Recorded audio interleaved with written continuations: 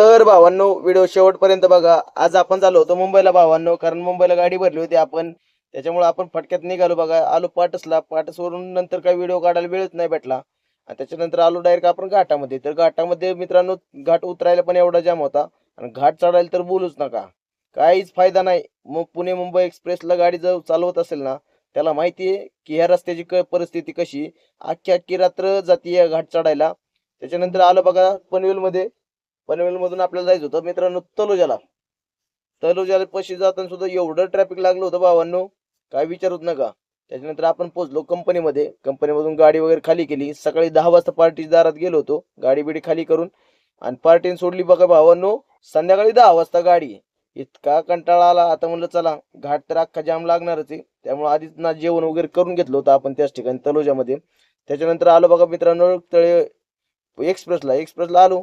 तर काय बघता भावानं, पुढे आलो बोगद्यामध्ये. बोगद्यामध्ये बघतोय तर काय, तर 2 टू व्हीलरवाले चालले होते निवांत एका साईडने चालले होते. परंतु यांच्यासोबत काही घडू नये दुर्घटना म्हणून आपण त्यांच्या पाठीमागे पार्किंग लाईट लावून चाललो, कारण त्यांना बोगदा पास करता येईल तसा. त्याच्यानंतर आलो बघा भावांनो खालापूरच्या टोल नाक्यावरती. टोल नाक्यावरती पण गर्दी होती. कसा तरी टोल नाका वगैरे फाडला. पण आता काय झाले, फायदा झालाय फास्टॅग आल्यापासून. आणि तसले कॅमेरे वेगळेच लावलेत. चालू गाडीमध्ये फास्टॅग कसं कट होते बघा भावांनो आता.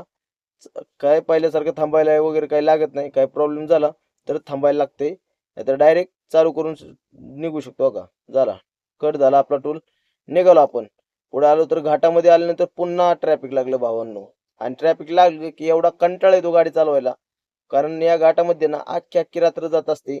आपले पण गेले भावांनो 3 तास गेले या घाट चढायला. आणि त्याच्यानंतर बघा ह्या कॉर्नरला आलो. इथून एवढं जाम लागलं. इथंपर्यंत जरा मोकळं होतं घाट. इथून पुढे आता ना भावानं फक्त बघत राहावं ट्रॅफिक किती जाम लागते. त्याच्यानंतर बघा हे असले बल्कर वगैरे टँकर वगैरे कसे पण गाड्या चालवतात, कसे पण. कारण प्रत्येकाला वेळ असतो, प्रत्येकाला लवकर जायचं असतं. त्यामुळे कुणी कशी पण गाडी चालवतं आणि गाडी वर काढण्याचा प्रयत्न करतो. आणि आता ह्या घाटात लावले सगळे कॅमेरे. त्यामुळे काय, तुम्ही रॉंग साईडने चालला की लगेच तुम्हाला 1000 रुपयाची फाईन पडतेच बघा. त्यानंतर आलो बघा घाटबीट चढून भावानो. कारण घाट चढल्यानंतर ना एवढं भारी वाटतं ना मनाला, काय विचारूच नका. एकदम भारी वाटतं. त्यात आपला झाला होता कॅमेरा उलटा. त्याच्यानंतर आलो बघा तळेगावच्या टोल नाक्यावरती. तळेगाव टोल वगैरे फाडला. आणि घाट चढून आल्यानंतर मित्रांनो एवढं भारी वाटतं ना मनाला, लईच भारी वाटतं. कारण 3 तास आपल्या घाटात गेले होते, तरी त्या मानाने लवकरच आपण घाट चढून वर आलो होतो. त्याच्यानंतर आलो बघा डायरेक्ट भावनं पुण्यामध्ये. पुण्यामध्ये एंट्री केली आपण औंधमध्ये. आणि गाडीत लावली होती लाईट आपण. लाईटीत कसं गोरा चिकना दिसतो का नाही भावांनो मी आता, बघा बरं.